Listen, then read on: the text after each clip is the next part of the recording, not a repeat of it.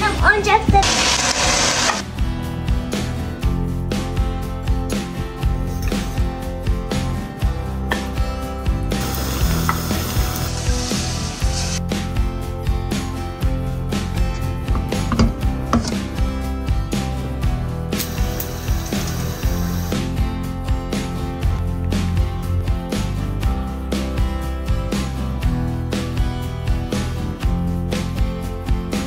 Sağ.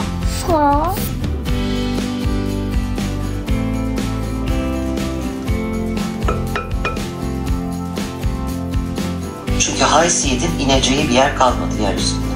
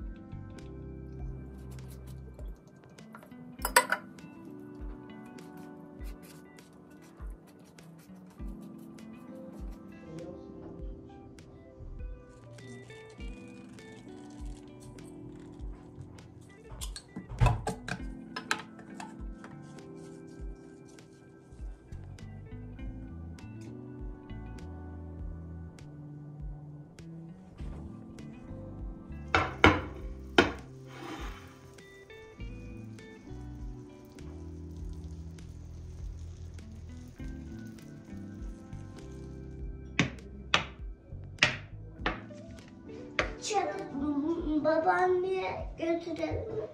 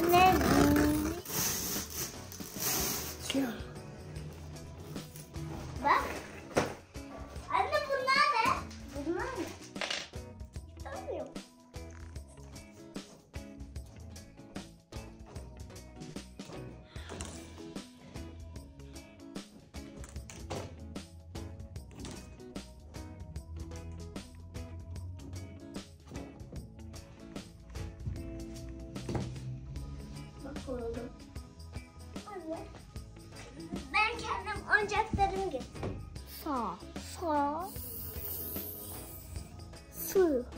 Ga. Du du du du du du du. Merhaba arkadaşlar. Kur'an'ı öğrendim. Şimdi Kur'an'ı öğrendim anne bak. Şu sat da. Di diyorum.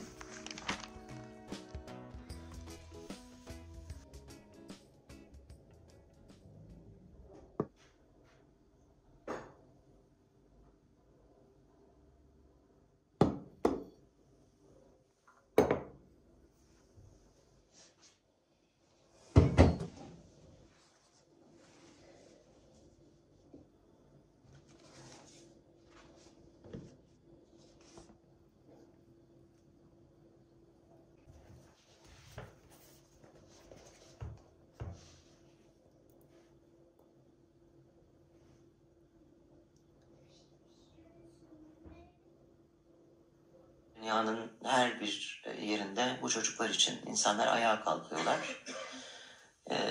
Tabii alıştığımız usulde İsrail-Filistin Savaşı adını koyuyoruz. Ama bana sorarsanız bu insan haysiyetinin yeryüzüne açtığı bir savaştır. Çünkü haysiyetin ineceği bir yer kalmadı yeryüzünde. Havada. Mutlak surette bir yere inecek. Biz orada olacak mıyız, olmayacak mıyız? Aslında biraz meselemiz böyle. Çünkü görünen o ki Gazze dışında dünyada her yer işgal altında.